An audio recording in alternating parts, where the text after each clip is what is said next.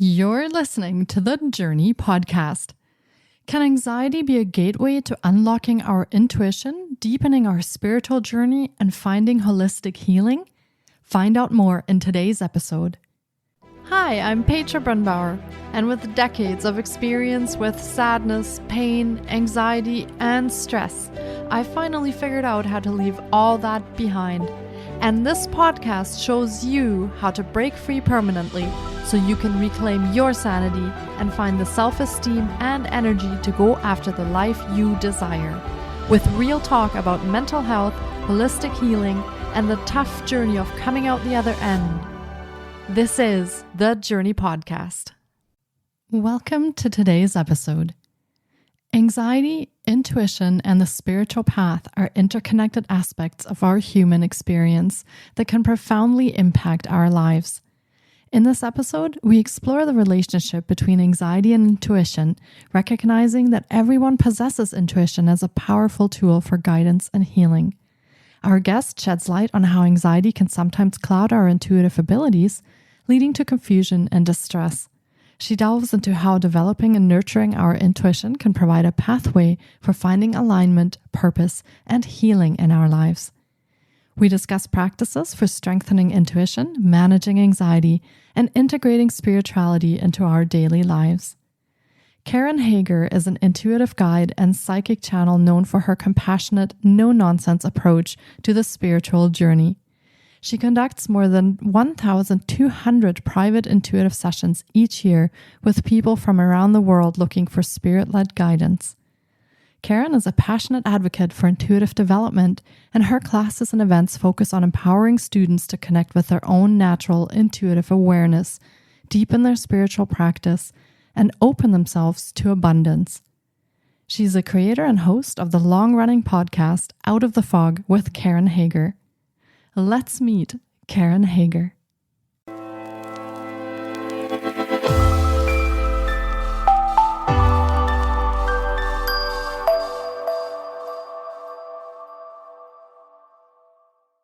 Hi, Karen. It's so great to have you on the podcast today. I've been looking forward to getting to chat with you because anxiety, intuition, and the spiritual path is such an interesting topic for holistic healing. Welcome to the podcast. Thank you, Petra. I'm so glad to be here. Yeah, it's my pleasure to have you.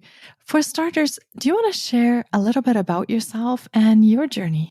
Sure. I'm an intuitive guide and psychic channel. I've been working as a channel and as a teacher now for more than 15 years. This is not what I thought I was going to do when I grew up. I started out as a very strange psychic child, and I spent many, many years until I was in my early 40s trying to not be intuitive. So I asked my guides to shut up and go away. I tried as hard as I could to be normal. Spoiler alert, I am just not normal. I'm still a big weirdo, and I was even when I was trying to suppress my intuitive abilities. When I was in my 40s, my early 40s, I had a kind of a big health thing happen. And as a result of that big health thing, I had a whole bunch of surgeries right on top of each other. And what I found was that as I was recovering from those surgeries, I was finding it harder and harder to push my intuitive ability away from me. And by the time I got to the end of that health crisis, I realized I was going to have to finally face what I should have faced when I was 4 years old, but I realized I was going to have to finally face my intuitive ability and learn how to work with it. Otherwise, I was going to go nuts. So I found an intuitive development teacher, the gifted Matthew Engel, who's still teaching out of San Francisco. I found an intuitive development teacher and began slowly to build the practice and the tools and the teachings that I now share today with people from everywhere. Wow. It sounds like you started at a very young age. And you know what? Not being normal is a great thing. I'm glad to hear you say that. I think that's a wonderful thing. So you started working with a teacher then to develop your gifts, or how does that work should we imagine this kind of like an intuitive school, or how does that work when you start developing those gifts? Well, I brought with me, by that time I was in my early 40s, so I brought with me a lot of experience and training. I had studied in seminary. I had been working as an actor for a very long time as a child, and then as an adult, I'd worked in the publishing industry. So I already had a lot of experience using my intuition in interpersonal relationships, and especially in my training as a counselor. My training was in pastoral counseling. I'm not a licensed psychologist, or I'm not a licensed anything. I'm just me. But I had already been using my intuition to get insight into people's emotional rhythms and their patterns, and to help kind of see to what was at the heart of the issue they were sharing. When I began to work with Matthew, when I started to work with a teacher, it wasn't an intuitive school. It was more coming into a circle of people who wanted to learn to express themselves intuitively. And he basically said, all right, let's go around the room and read for each other. And I was terrified because I thought a psychic reading was some kind of like fortune telling or mind reading, and I thought, what the heck am I going to do with this? I can't pretend like this. I can't just make stuff up. But what I found was that given the tools that he taught me for calming myself and focusing, that I was able pretty easily, because of my past experience, to open up and listen to the person I was reading for. And from that place of listening to them, get insight into the questions that they were raising.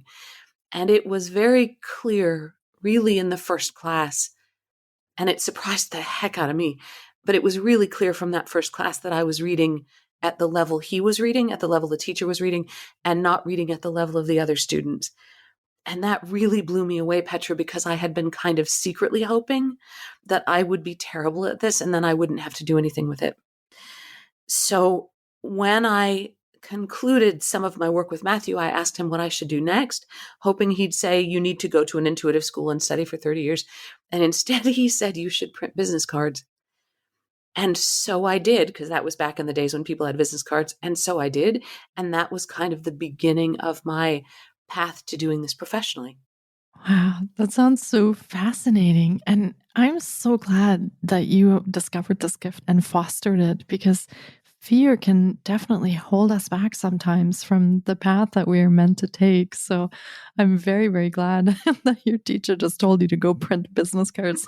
That's Well, perfect. and I'm glad that I was brave enough to do it. Yeah. You know, Yeah, absolutely. when I look back at it now, I'm like, what was I thinking? And yet, if I hadn't done that, things wouldn't have taken the path that they have. I love this work so much, Petra. I can't even tell you. I wouldn't be doing the work that I do. It changed my entire life. Everything about it changed when I said yes to my intuitive ability. I'm kind of curious. I think that from what I'm listening to as you're talking, that you have a special gift in the way that you can understand intuition, you connect with it, and the way you can read for people. Is this something that we all innately have? Do we all have some kind of degree of these gifts? Or is this like a very unique thing that only happens for some people?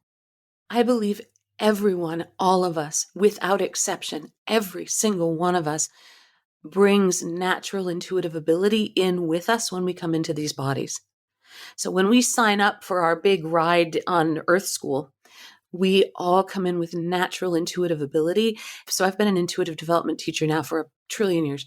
Part of why it's so fun is that every one of us expresses our intuitive ability in a different way.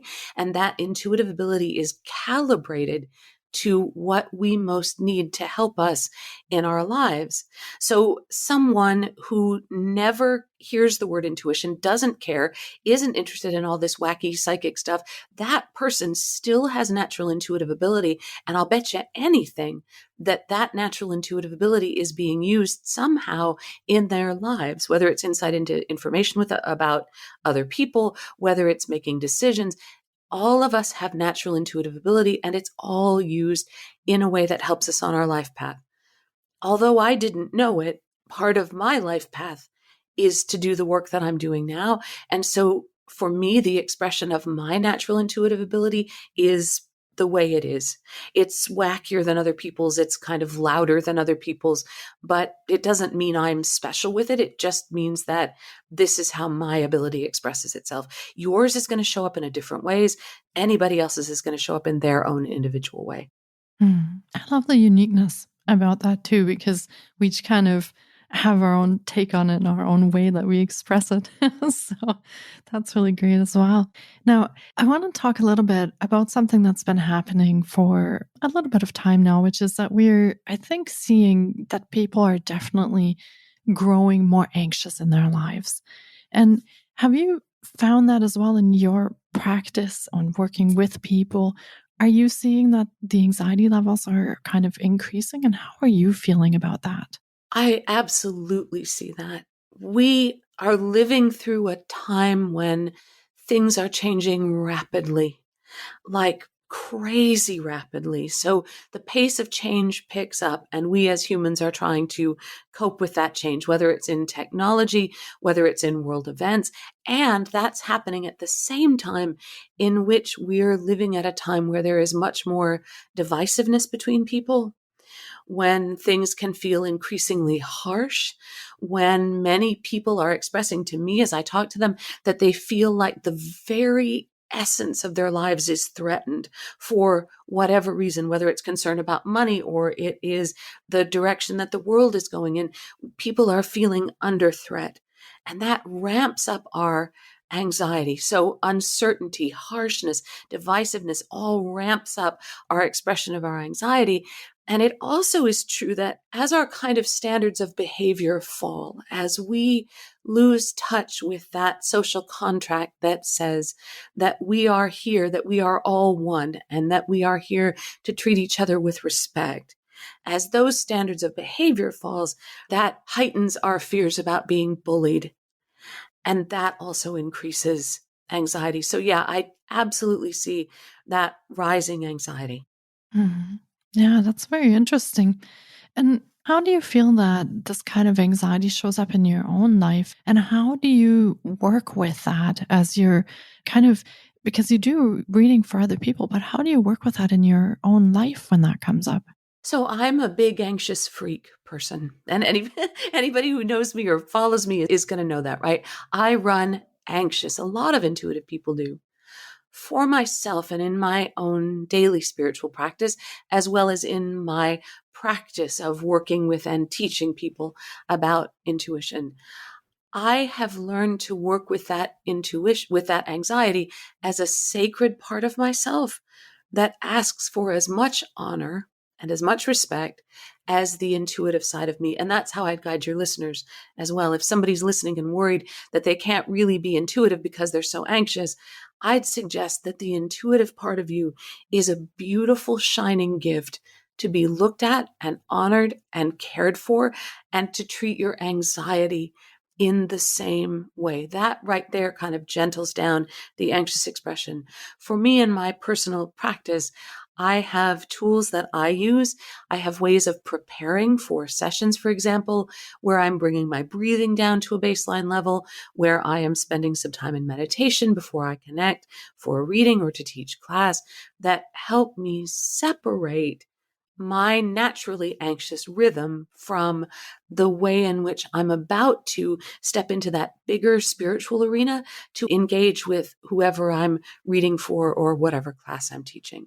And you touched a little bit on the fact that some people might think that anxiety is sort of will keep them from using their intuitive gifts. And I am curious about that because sometimes when anxiety hits, we're almost frozen in space, and that anxiety can make us kind of stand there and almost in fear look around and not know what to do. So, can anxiety be a sort of block or something to overcome as you're trying to find your path and you're trying to connect to your intuition? It is another part of you, another piece of the equation. If we focus only on anxiety, yes, it can create a block. Because if we decide, right, if we treat that harshly, I'd better get rid of this anxiety. I'd better get rid of all fear. I'd better clear the path. I'd better be perfect spiritually, or else I will be unable to connect intuitively. Yeah, that's going to make a bit of a stinky block. But another way through is to understand that spirit, and I believe that our intuition comes to us from spirit, from that divine source that unifies everything. Something to think about is that spirit loves and knows and sees us exactly as we are.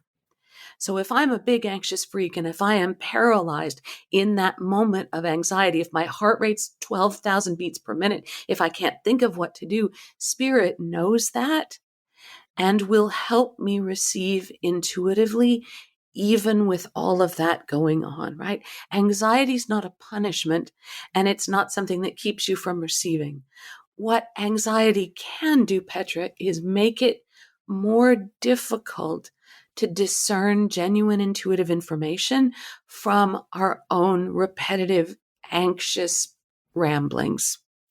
And that's the place where things can get a little bit tricky. Sometimes when people are starting out to learn about intuition, they feel that intuitive information, when it comes in, is going to be scary.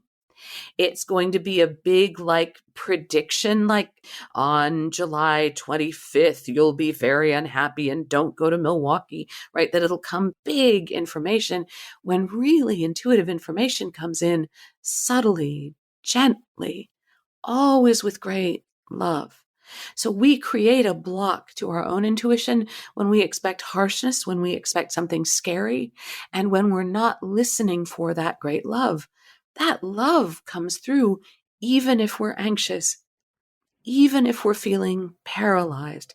You will receive better intuitive information if you're calming down that energy, finding your own natural baseline, working daily on connecting with spirit. But being anxious does not mean necessarily that you can't connect intuitively. Hmm, that's very interesting. And it sounds like connecting to intuition can actually help you be more balanced in your life. It could help with your mental health, your emotional well being. It could help with all of those things as you're finding your path and you're being more grounded and more centered. It sounds to me that that could sort of have a really overall well being effect on your whole life. So that sounds wonderful.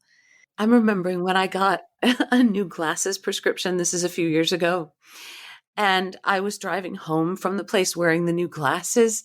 And I was, and I was like, wow, there are leaves on these trees. It's not just a big cartoon green fuzzy blur. There are leaves on the trees, right? So intuition expands our vision. It helps us see more and receive more, always. And in that sense, yes, it's tremendously expansive to our lives. Yeah. And I also love kind of listening and connecting to my intuition. So I really understand what you're saying there. And I appreciate that kind of perspective on it. It's very interesting. And do you also work with people who might say to you, oh, I don't have intuition or I can't connect to intuition? And how do you help people get over that little roadblock so that they can maybe be more open or connect better to their intuition? That's a great question. Those are my favorite kinds of people. And bonus points if they're skeptical, right? Curious, but skeptical. So bonus points. The way I approach that with students is to say, okay, you don't have any intuition. So this is going to be a complete train wreck for you. Are you willing to try? Can we play a bit? Let's try an experiment. And I like to give students who think they don't have any intuition simple, easy, practical things that they can do just to test whether or not they're right, that they're a complete dud, that there's no intuition. I have never, ever worked with anyone, and I do about 1,200 private sessions a year, and I teach lots and lots of classes every year. I've never in 15 years connected with anyone who didn't have natural intuitive ability. So there are some experiments that we can do. A fun one listeners can do if you're doubting this, if you're like, yeah, it's fine for wacky people like Karen, but I got no intuition. There's nothing going on here. Something really fun might be to just ask a question. And let's say it's a question that has a yes or no answer. It's a question that you do not care about the result of. So you've got no emotion in it. And it's a question that you can prove to yourself whether the yes or no is right. So something I use with students is a question like, is the mail here yet? So you sit with that question, is the male here yet? And then just get quiet for a second. Feel into your body. Do you feel a yes or a no? Does a thought come to you right away? Yes, it's here. Do you get a feeling in your physical body? Do you know something, smell something, hear something? And when you think you've got that yes or no, even if you think you're making it up, go check to see if the male's here. Right? Yes or no question. It doesn't matter if the male's here or not. It'll come later or it'll come tomorrow, right? Ask a question like that. Do little experiments with your intuition so that you can prove to yourself, yeah, you got it. You can do it. Wow, I love that. So as you're talking, I'm thinking about, is the mail here?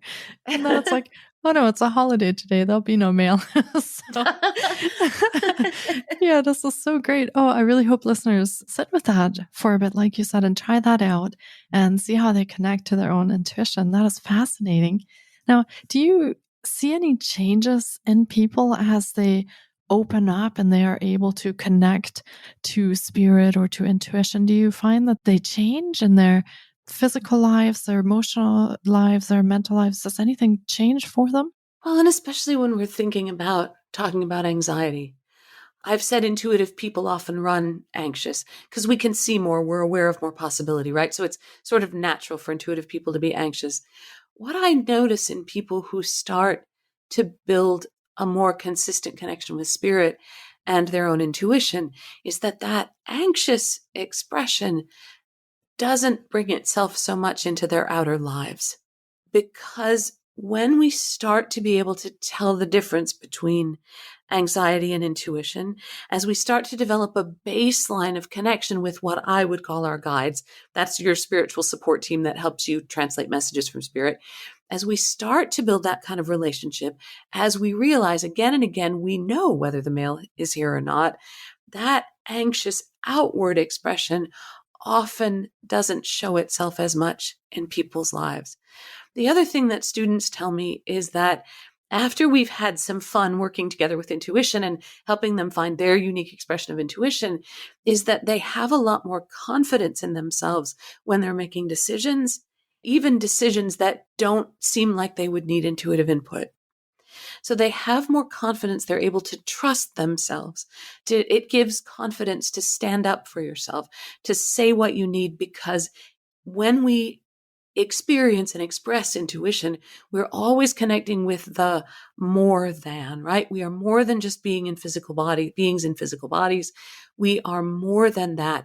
We are ourselves with love and light from spirit moving through us. When we tap into that, it gives us confidence to do whatever it is we want to in our lives. That sounds wonderful. Yeah. And you kind of popped in the guides there as we were talking. Do you want to maybe expand on that a little bit and kind of explain what guides are? Does everybody have guides or some people have guides? How does that work? So here's how I have experienced guides and teach about guides. You will find teachers lining up around the block with different ideas and experiences of guides. So when I teach and talk about guides, I always say your mileage may vary. Use what I say to explore your own guides. Okay, so this is Karen's view of guides, not the overall universal, it's only this way, not another way. And that's important to say because everybody does have guides, just like everyone has intuition. I believe that our guides are energetic beings. So they don't have gender, they don't have names, they don't have physical form. They're energetic beings who come in with us as we come into these physical bodies, come in with us to help us on our path. They are reminders of our connection with spirit. And I believe that our guides, in a sense, are kind of translators of that bigger divine message that moves through us. Our guides help take that big message that comes from spirit and help almost streamline it so that it comes in words we understand. It comes with images that make sense to us. Otherwise, the whole thing can be really overwhelming. So we do all have guides. Guides work with us to help us on our path. You don't have to ever acknowledge your guides on your path. Most people don't.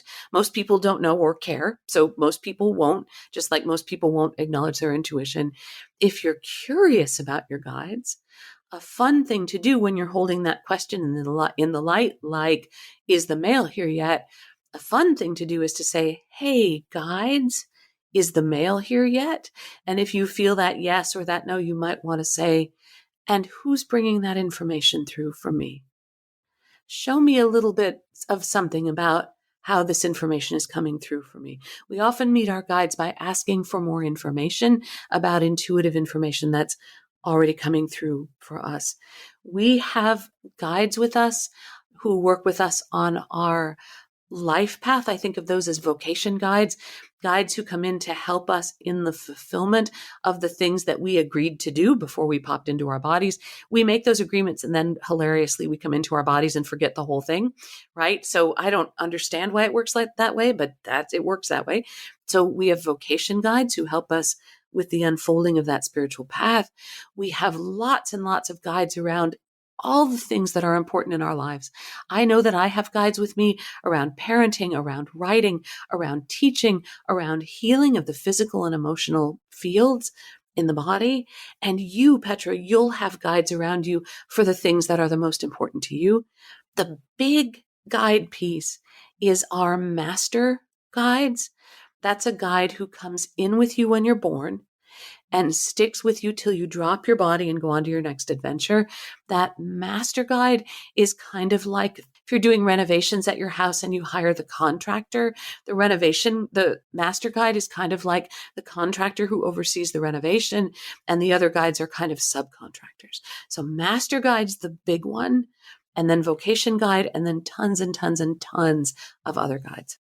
That sounds really comforting that you have a team, cheering you on and supporting you as you're making your way through this life. And I find that very comforting thought. Thank you for explaining that. That's great. Spirit loves us and wants us to succeed, wants us to learn. We're part of spirit, facets of spirit, even when we're in physical form. And so why wouldn't we come in with the tools that we need and the gifts that we need? Why wouldn't we come in with kind of a gigantic sacred backpack? And that can include anxiety, by the way, if that's one of the ways we naturally express ourselves. Why wouldn't we come in with everything we need? It doesn't mean that nothing bad will happen to us on our life path, because of course it's Earth School, but bad stuff happens all the time. We see tragedy and upset and surprise and also great joy and wonders and miracles. But when we come into these bodies, why wouldn't we have every tool we need to move through whatever life throws at us with as much ease and grace and laughter and learning as possible? And our guides, to me, are part of that. Yeah. Yeah. And that's a wonderful thought. It also means that we're not really ever truly alone. And we do have beings to lean on, our guides, and we do have intuition to tap into. So I think at any given moment, we really are supported, we are connected, and we are plugged into this great whole, this great love that is out there. So yeah, super, super comforting when I think about that. And it's part of why that energy of harshness and division is so damaging to us energetically. It's part of why, to me, in the way that I teach and the way that my guides have asked me to put the message out there in the world, it's part of why that remembering, always remembering, even as someone is in your face, red-faced, shouting about whatever it is they're angry about, always remembering our deep, unbreakable connections to each other. We don't have to agree with each other. We don't have to put up with each other's nonsense. We always are meant to be treated with respect and treat other people with respect. And if I believe that I am separate from you, Petra, that's something that hurts me on my journey. Yeah, that's a great point. We sometimes forget that we're not so different from all the people that are surrounding us and that are out there. So I do understand when you say that, how much energy it takes to kind of live with that anxiety and with that negativity that's happening at the moment. And it does take a lot of energy to live with that, because I think innately that's not really who we are.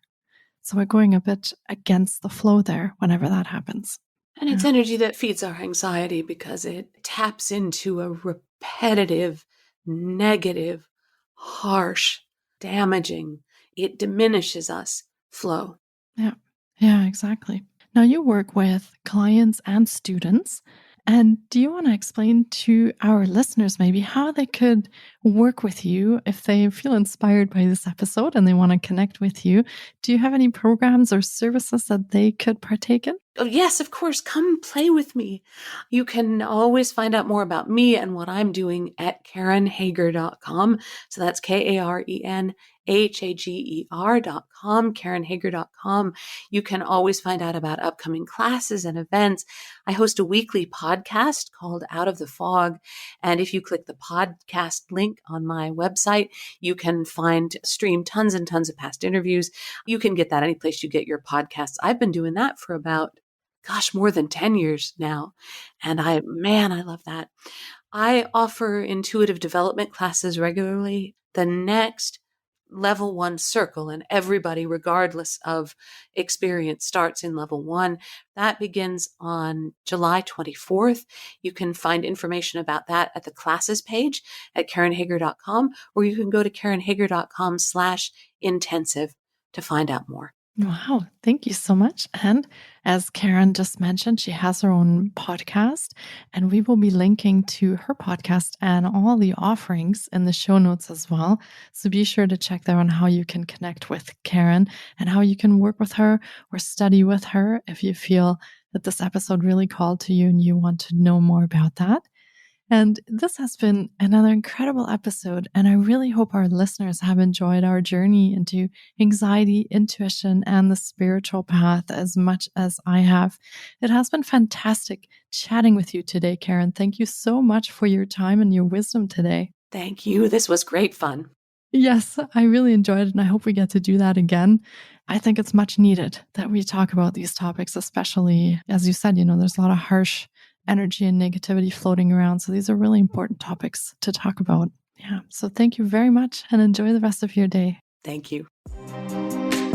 Thank you so much for taking time out of your day to listen in. If you enjoy the Journey podcast, please subscribe, share on social media, and leave us a 5-star review. You can find more of The Journey on Facebook, Instagram, TikTok, and the Journey blog. Sending you love and courage, and see you next week.